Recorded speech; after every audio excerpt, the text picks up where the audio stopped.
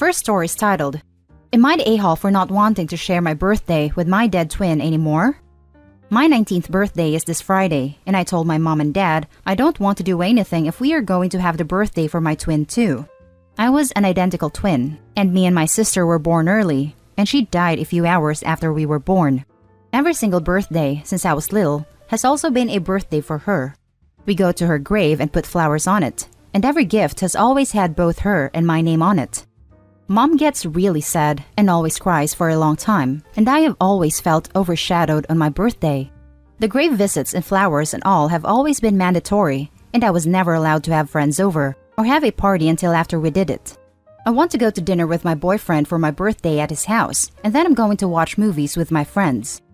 Mom is upset I'm not making the hour-long drive Friday to do the grave ritual, and is really sad. And my dad is making me feel guilty since I'm their only living daughter and stuff. I told my mom I don't want to share my birthday with a sister I never even knew, and I'm done with sharing with a ghost, since this has been my entire life. My parents are really upset, and now I feel really bad and maybe I should suck it up, but I am just so sick of it. Edit. Okay, so I didn't expect this much attention, so I'll try to answer some questions I've gotten a lot of. First of all, I don't live at home. I live on campus, which is an hour away from my hometown. Second, I don't care if my parents go. They can do whatever they want, just without me. I've hated going to the cemetery since I was like 13 and realized how weird it was. But my parents were very my house, my rules about going. I don't like standing over the grave of a dead baby just to pretend to feel sadder than I do. I know it's hard on my parents, but I just want to have a birthday without being guilted by them. My mom gets quiet and cries a little whenever my sister is brought up, and it's turned up to 100 on my birthday. She died the same day we were born. It sucks seeing her like that. I love my parents, but you can love someone and not like their choices too. Also, I have about 10 unopened messages right now. I won't be reading them. 2 of the ones I got earlier were really mean, and one said I should have died instead, so screw off. Not reading any more DMs. Don't waste your time. If you're afraid I won't see your opinion in the comments, try getting over it. Now for the comments. Not the a-hole. Maybe I would look at this differently if you and your family had actually known your twin, but they basically died during birth. That is truly awful. But you never had any connection to them, so sharing a birthday with them is almost a bit morbid. Like instead of having a fun day with activities you get to choose, you get to have a memorial instead. That's a bummer, and I can understand why you want it to stop. I know it must be hard on your mother, but maybe she should start respecting the feelings of her actual living child. I agree with this so much. I try to be understanding when it comes to grief. I never lost a child, so who am I to judge? But putting the dead baby's name on the living one's present? That's just weird. It sounds like the mom never processed her grief completely, and now she's not grieving. She's wallowing. That is not healthy for anyone. OP, you are not the a-hole, and I hope you have a very happy birthday. I also feel like the family could visit the grave any other day of the year. It's not like it has to be on the birth date. They're choosing to make every one of OP's birthday a sad day for them instead of letting them enjoy it. This was my exact thought. They could celebrate the daughter they have on her birthday and memorialize the one they lost on the following day. Instead, they're choosing to prioritize the lost over the living. It's terribly unfair to OP. The one day, literally, that should be all about her is instead all about a ghost. Giving her gifts with the deceased baby's name on them makes OP a mere proxy. Go reclaim your birthday, OP. Find a way that makes you happy because you deserve that. Her parents should be celebrating the fact that OP survived instead of mourning the one that sadly didn't make it. Not the a-hole. Your parents need to move on.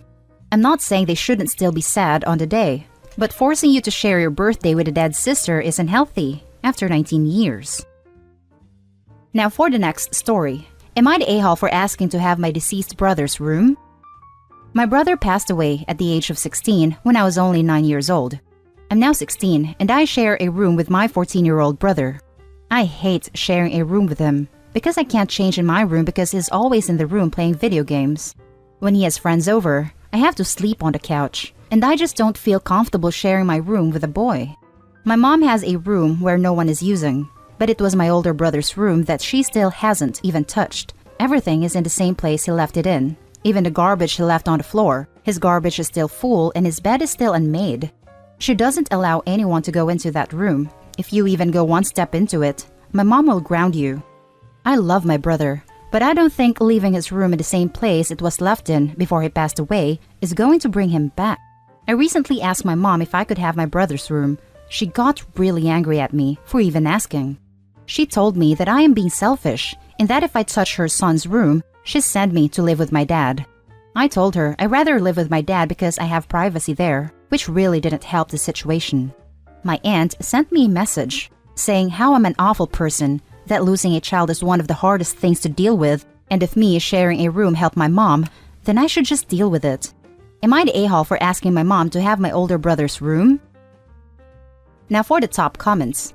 Info: am I interpreting the situation here correctly? Are you a 16-year-old girl living in the same room as your 14-year-old brother? Yes, I am, and I honestly do not like it.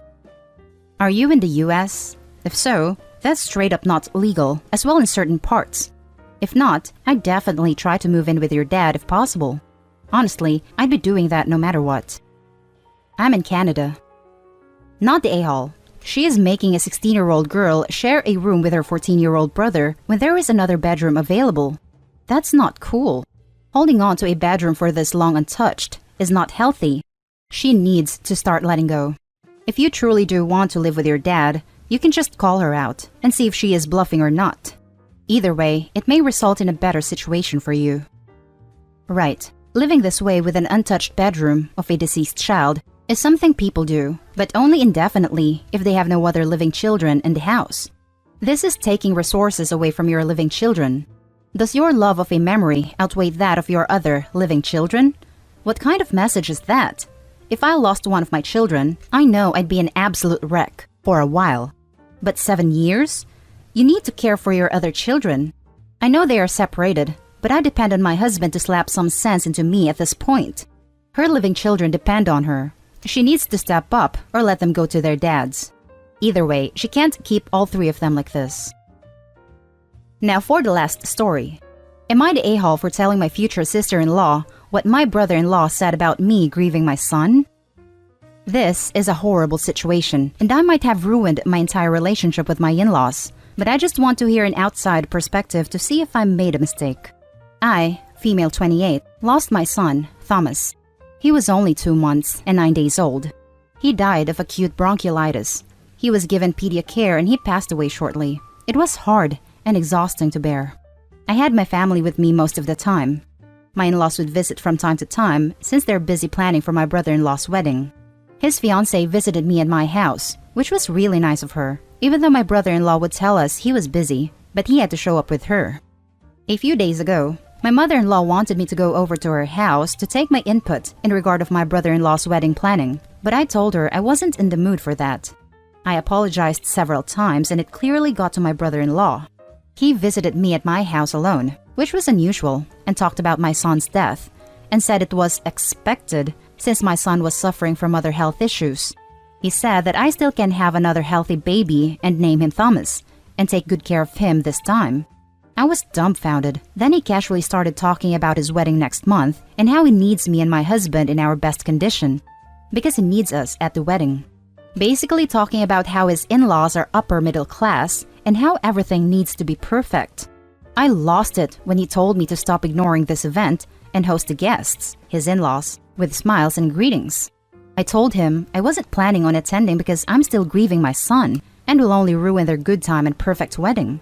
He got upset with my response and said he'd get his mom to talk to me about it. Last night, while his fiancée was talking to me like she does every week, and I told her about my conversation with my brother-in-law and what he told me, and told her I may not be able to attend, she sounded upset with my brother-in-law and apologized to me on his behalf. The next day, my brother-in-law showed up and berated me, saying he had a huge argument with his fiancée after I told her what he said and said that I was being bitter and disrespectful. He said his fiancée is now refusing to talk to him and is upset I might have ruined it for him. He left after we argued, and his mom sent me a text telling me that I wasn't in the right to run to his fiancée and get her involved and cause issues. I ended up telling them I wasn't going to attend a wedding after they said I tried to ruin it, and we haven't talked since then. I feel so hurt and unable to think straight. I was just expressing my hurt feelings and how inappropriate he was being. Added to say that I lost my son not too long ago. He passed away on August. Now for the top comments. Holy Christ. Firstly, I am so sorry for your loss. It was not your fault, not even close. The fact that your in-laws care more about their wedding than the loss of your baby is freaking disgraceful. You want to talk about proper decorum, that is not how you go about it. You don't need these awful people in your life, telling you hurtful crap to manipulate you to bending over backwards for them and their needs. Screw them, not the a-hole. I can't imagine this happening to someone in my family and having any reaction other than, "We are so sorry for your loss and we are heartbroken with you. You are absolutely welcome to still attend our wedding, but if you are unable to participate in planning or to attend as you grieve, we absolutely understand." Hell, unless I'd already committed to a venue and vendors and pay deposits, I think I'd want to push the wedding back 6 months or a year to ease any feelings of obligations they might have and free myself and my partner to be there for them. At least to me, a wedding is just a day, and if I'm going to be with that person forever, I have the rest of my life to throw a party about it. Not the a-hole, obviously. One easy way to prevent your fiancé from hearing about crappy, rude, and disrespectful things you say is to not say crappy, rude, and disrespectful things. But then, you'd be asking him to take responsibility for his own actions. The horror. OP, I have been in a similar place. May I challenge your brother-in-law to a duel of insults? I have many words I'd like to share with him. Not the a-hole. Not the a-hole. Your brother-in-law was being an insensitive, self-centered jerk, and his fiancée had every right to know he was acting that way about their wedding. If she understands you not wanting to attend a wedding because you're grieving, then good. She's a normal human. No one should guilt you into forcing yourself to act a certain way while you're grieving. And as to what your brother-in-law said about your son, if someone had said that to me, I would never even look at them again, let alone attend and play host at their wedding. To be honest, she has a good heart and is very respectful. It's clear to me that my brother-in-law acts differently whenever she is around, and it's not okay, as he seems to be having two-faced personality and attitude. And that's the end of this video, folks. As always, leave a comment and hit like and subscribe. And if you want more of this content, turn your notification on to get updated on the latest videos. And I'll catch you in the next one. Stay safe.